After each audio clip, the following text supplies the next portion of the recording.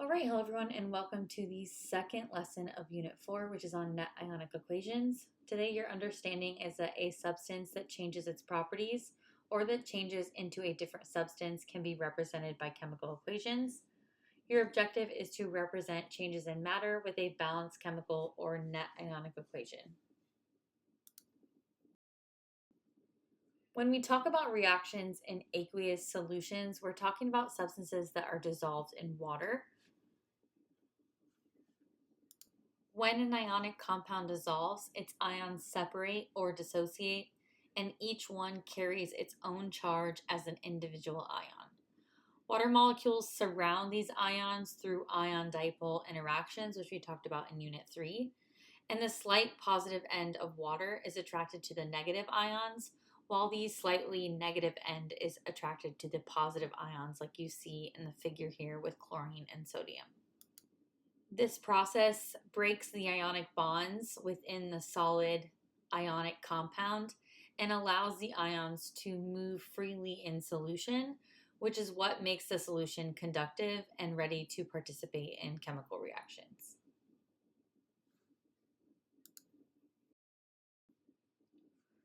When an ionic compound like sodium chloride dissolves in water, the solid crystal breaks apart into individual ions. So the equation for this dissolution process would be the solid ionic compound breaking apart into its aqueous dissociated ions. Water's polar nature allows it to pull the positive and negative ions apart.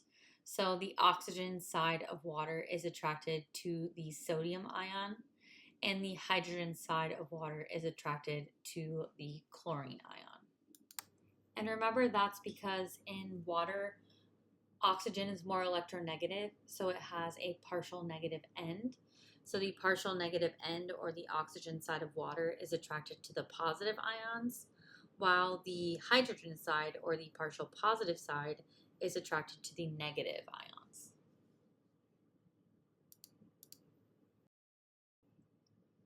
Sometimes when two aqueous solutions are mixed, one of the products that forms is insoluble, and that just means that it does not dissolve in water.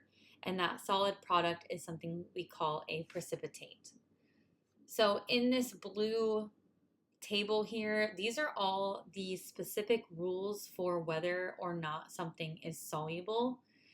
However, in AP chemistry, you do not have to remember all 6 of those rules. All they want you to remember is this statement down here, which is that all sodium, nitrate, ammonium, and potassium salts are soluble in water. If it does not have one of those 4 items in the ionic compound, that means you can assume that it's insoluble.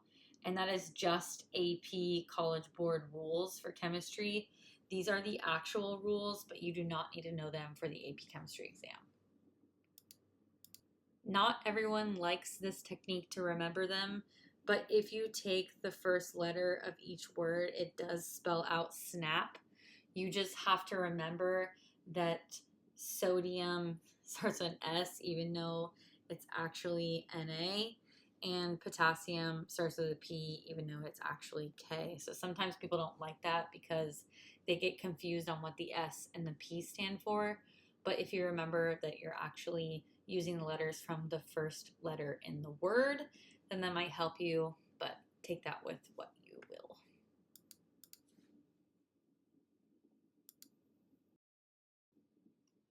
When we write chemical equations for reactions in solution, we can represent the particles in different ways. An equation that shows all particles as they actually exist in solution is called a complete ionic equation. Just remember that when we do complete ionic equations, the only substances that you can dissociate into individual ions are strong electrolytes that are aqueous, which means dissolved in water. So strong electrolytes, remember from our past lessons, are ionic compounds that are soluble in water and strong acids. So in this equation here in the pink box, we can see that we have AgNO3, which is aqueous in an ionic compound, so that will be dissociated into ions.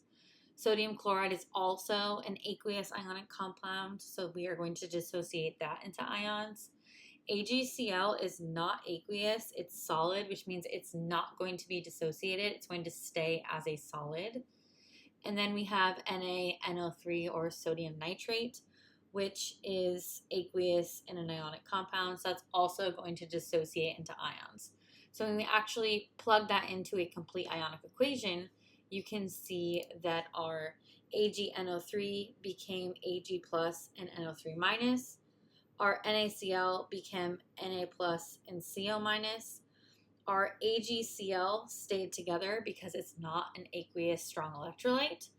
And then our sodium nitrate dissociated into Na plus and NO3 minus ions.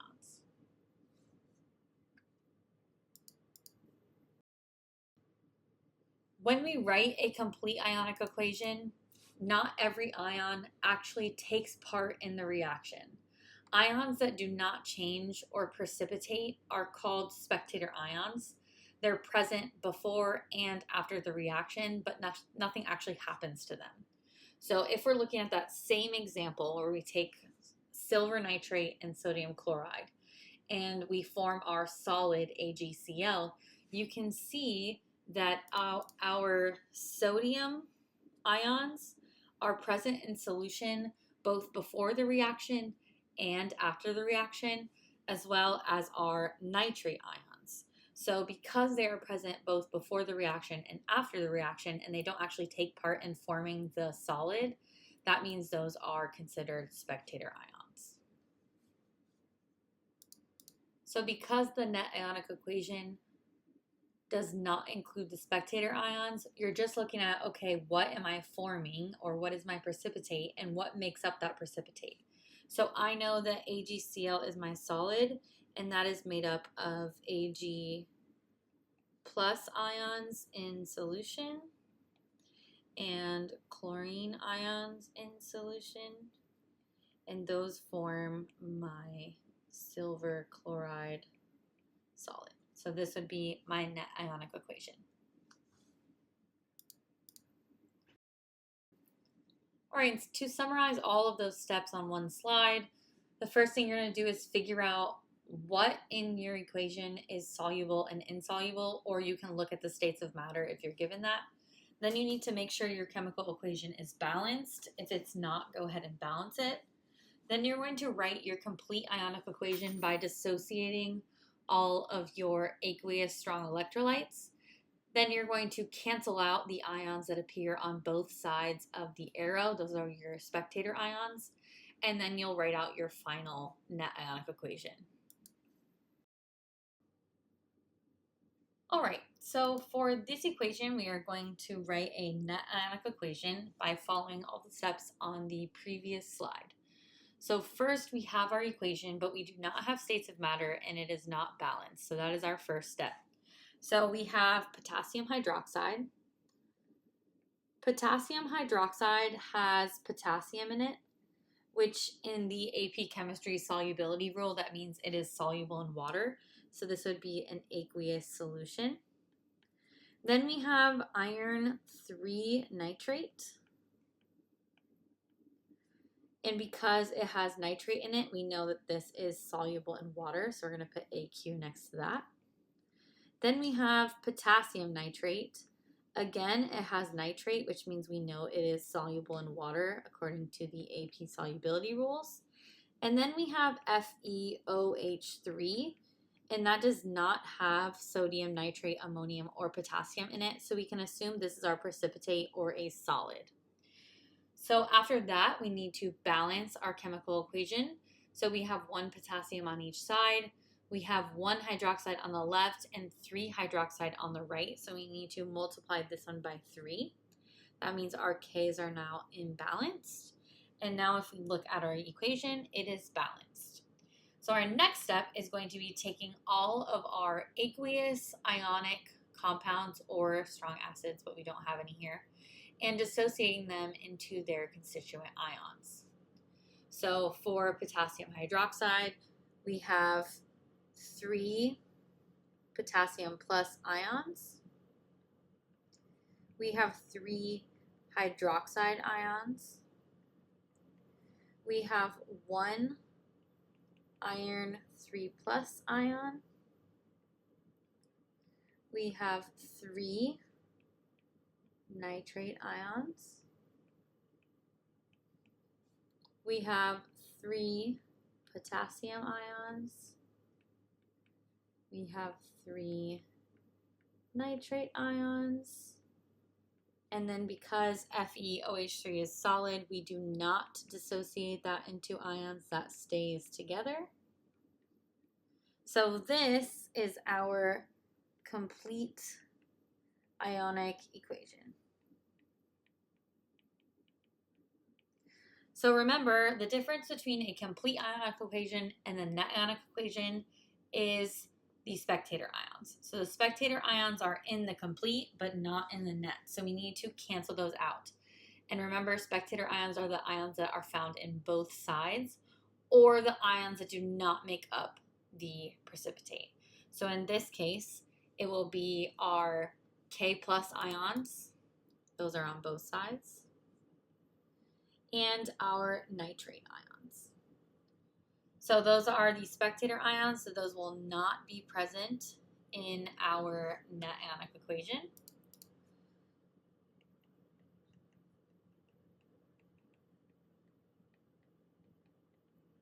So for our final net ionic equation, we will have 3 hydroxide ions in solution, our Fe3+ ion in solution, and that's going to form our solid or our precipitate, FeOH3. So this would be our final answer. Now, all that to say that if you are asked to get a net ionic equation and you know that this is your precipitate, you can go ahead and skip the complete ionic equation and just go here, because we know the net ionic equation is just the ions that form the precipitate, but this is the actual process that you are supposed to do it. All right, so let's do a little example practice problem. Which of the following is the balanced net ionic equation for the reaction represented by the preceding equation? So we have aluminum chloride reacting with sodium hydroxide to form aluminum hydroxide and sodium chloride. So we can see that aluminum hydroxide is our precipitate, and it's asking for a net ionic equation. So we know the net ionic equation is going to be whatever makes up the precipitate. So that means we're going to have 1 Al3+ ion, and we're going to have 3 OH- ions.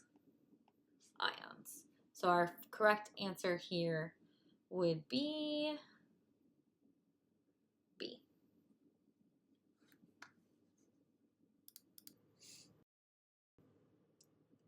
All right, now let's do another practice problem. This was a multiple choice, but I changed it into free response just for fun. It says equal volumes of 0.2 molar solutions of lead 2 nitrate and potassium bromide are combined to form lead 2 bromide as a yellow precipitate. Which of the following is the correct net ionic equation for the reaction? Now, if I was doing this long drawn out problem where I needed all of this information, you could write out the equation, you could put your states of matter, you could balance it, you could then take apart all of your aqueous soluble ionic compounds and write out your complete ionic equation, and then you could cancel out your spectator ions and form your correct net ionic equation. But as you can tell, that is a lot of work, so we're going to do the shortcut. So with the shortcut, our net ionic equation, remember, is just the ions that form the precipitate. Now, in this problem, it gave us the precipitate, which was lead 2 bromide. So lead 2 bromide is PbBr2 solid, which means if I need to write my correct net ionic equation, it's just the ions that form my precipitate, which would be lead a 2 plus ion, that's going to be in solution, reacting with 2 Br minus ions in solution. And this would be my net ionic equation.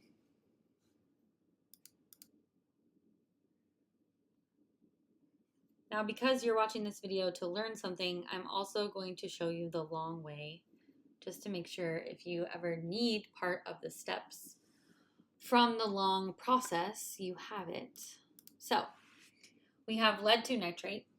Lead 2 means Pb has a 2 plus charge, nitrate has a -1 charge. So we have Pb, nitrate is NO3, we need 2 of those. They are solutions, which means they are being told they are aqueous. It is reacting with potassium bromide. Potassium is +1, bromine is -1, so that is just KBr, and again, it is a solution. Then we know our precipitate is lead 2 bromide, which we already went over, is PbBr2, and that is our solid. And our other equation, or our other ionic compound, is going to be a combination of potassium and nitrate. Potassium is +1, nitrate is -1. And because it has potassium and nitrate in it, it is very soluble in water, which means it is aqueous. So this is our chemical equation. Now we need to balance it. So we have 2 nitrates, 1 nitrate, so we're going to put a 2 there. And then we need to put a 2 here, and then it is balanced. So now from here, to get the complete ionic equation, you're taking all of your aqueous ionic compounds and dissociating them into their constituent ions. So we have Pb2 plus aqueous, that's supposed to be a Q. Then we have 2 nitrate ions. Then we have 2 potassium ions. Then we have 2 bromine ions. Then we have our solid, which does not get dissociated.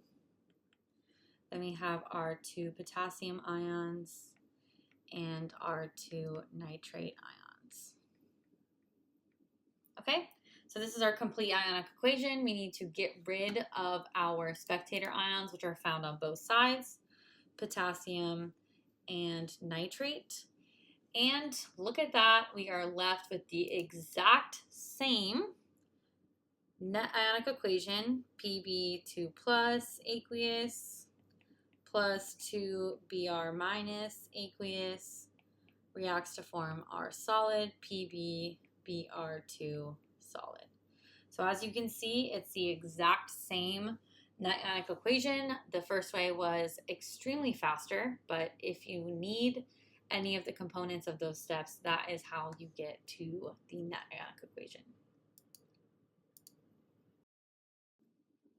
The last thing we're going to go over for this video is how to do net ionic equations for a neutralization reaction. There are 2 main types we're kind of focusing on here, and that is neutralization reactions with strong acids and neutralization reactions with weak acids. So in a neutralization reaction, we're going to have an acid and a base reacting to form a salt and water. So when we have an acid, which usually has a hydrogen, and reacting with a base, which usually has a hydroxide, the hydrogen and the hydroxide react to form water, and then the ions left over form an ionic compound or a salt. So in this specific example on the bottom here, we have a strong acid and a strong base, which means those completely dissociate into ions when dissolved in water. So when we're writing our complete ionic equation, we know that the H plus dissociates from hydrochloric acid, as well as the Cl minus ion. Then we have sodium hydroxide, which regardless of it being weak or strong, it's an ionic compound that's soluble in water, so it is going to dissociate. So we have Na plus and OH minus. Then we have our sodium chloride, which again dissolves in water, so we have Na plus and we have Cl minus. And then because our water is in liquid form, it's not an aqueous strong electrolyte, that is going to stay together as H2O liquid. So as you can see, when we have a strong acid and a strong base, because the acid and the base fully dissociates and we're always forming water, the net ionic equation for a neutralization reaction of a strong acid and a strong base is always going to be the same. It's always going to be H plus reacting with OH minus to form water. But again, that is only going to happen if it is a strong acid and a strong base. And side note, your spectator ions here would be Na plus and Cl minus.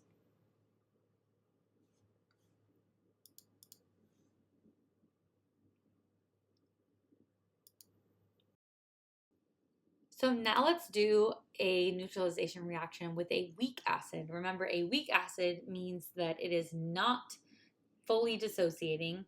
So when we write our complete ionic equation, we have to leave our weak acid as is. We cannot dissociate it into individual ions.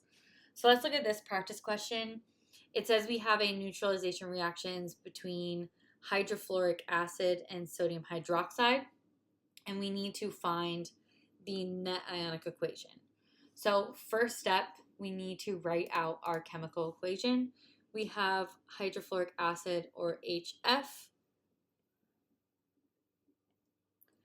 We have that reacting with sodium hydroxide, which is a strong base. We know when we have an acid and a base reacting with each other, typically they're going to form an ionic salt and water. So we have Na with F, so sodium fluoride, which is soluble in water, and then we have water. So now the next step is to dissociate any strong electrolytes that we have in aqueous solution. Now, HF is not a strong acid, which means we do not dissociate it. We're going to keep it the same, HF aqueous. Sodium hydroxide is an ionic compound that is dissolved in water. It's soluble in water, so that does dissociate, Na plus and OH minus. Then we have NaF, which is a soluble ionic compound, so that's going to dissociate as well.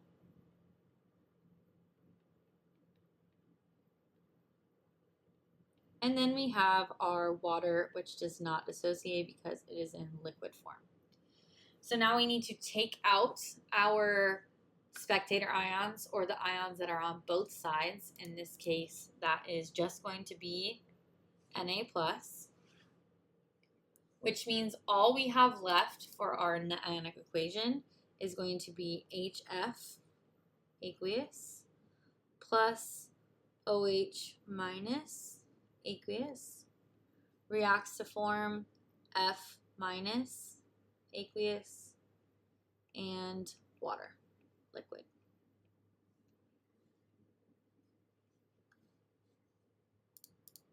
So that means our answer for this multiple choice question would be D.